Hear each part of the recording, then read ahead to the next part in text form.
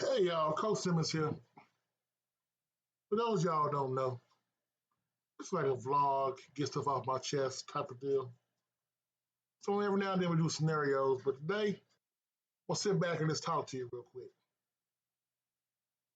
Do me a favor, comment down in the comments below what you thought about the video. I don't care about it being negative, just comment down there. Share the video if you like it. In fact, I only ask you to like the video if you truly do like the video.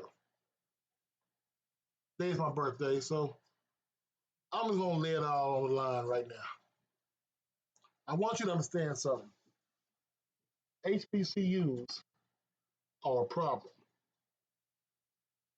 In a generation right now where everything is so problematic, offensive, cancelable, HBCUs are the problem. Let's take it back a little history. We all know HBCUs were founded because black folks couldn't get taught anything in the South. We know at first HBCUs only did nursing, preaching, and teaching. That was it. Because that's all we knew how to do legally. We can do other things, but that was like trade school. And we all know about the marching bands and yada, yada, yada, the football teams. And we know that after the USC game with Alabama, Bear Bryant went in and said, I need more of those. We all know that in the South, they had to bring in the National Guard to force black kids to go to school. Ask Jerry Jones about that. We all know the history. HBCUs were redlined, which means none of the land around it, you weren't getting any loans to buy any property, buy any residences, buy any buildings or companies. Redlining. We know the fact that most HBCUs are in what's called food deserts. Once again, if you can't buy property, but you can franchise the Popeyes, what are you going to do?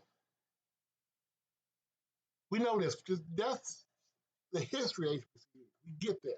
We know the great migration from the South to the North.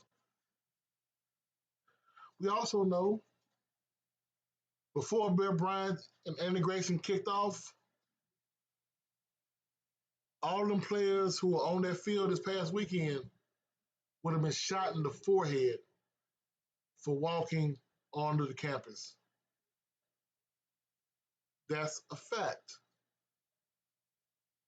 The HBCU problem, reason why we are the problem, we are the stain, is because we know it's fact. We know the history of the country and of our schools and your schools. We understand that right now the billions and billions of dollars the Big Ten and the SEC are getting, and they won't give us $2 million. We get it. We understand it. We just gotta grin and bear it, right? Make more with less, right? Grind, right? That was the problem. When Coach Prime and others came down to HBCUs, it was around a 20-year cycle. Every 20 years, something great happens, then it falls off. Go back to the 70s, 78, 79. Fam, you won. And then next big thing was McNair showed up.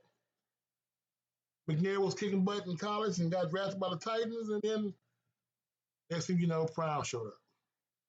In between that time, we had scandals. We had people pocketing money left and right, all over the news. Prairie View losing for a couple of decades. We get it. Everything is not something to be brought up. Except for us, it seems like whenever we get a high, somebody else brings us down low, low, low. We get it, man. We are the problem. We are the HBCU problem.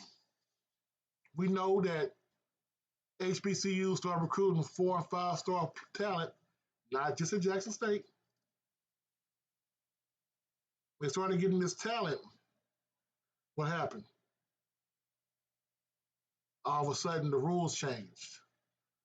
Texas came out with a pancake club. Oh, we'll pay every single offensive and defensive lineman $50,000 no matter what, on top of the scholarships.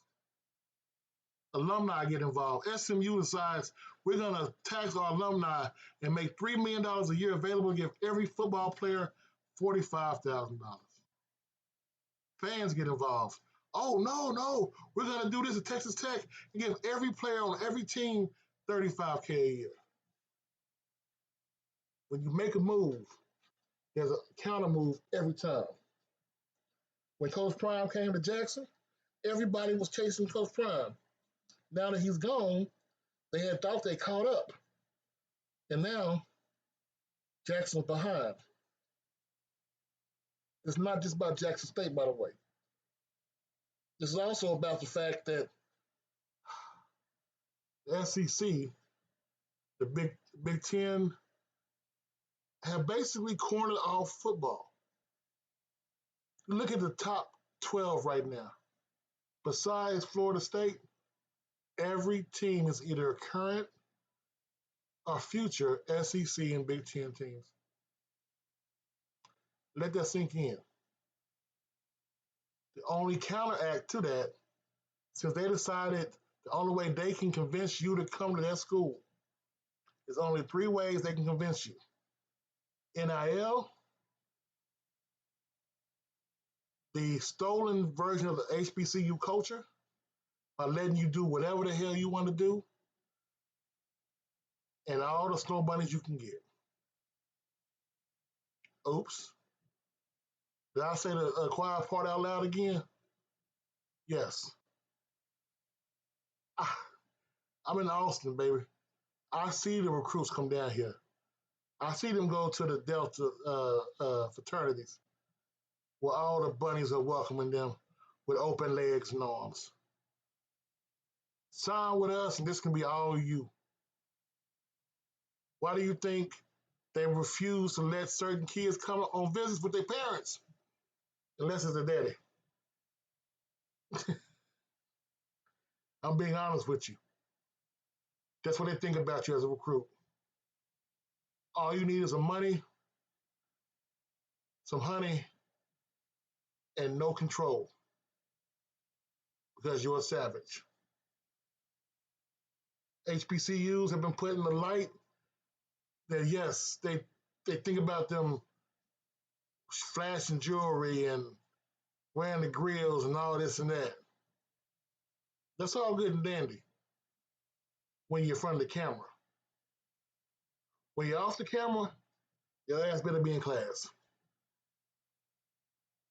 The HBCU problem is the fact that HBCUs have turned in from being just an educational place to a place where you not only learn your culture, but you learn how to respect yourself.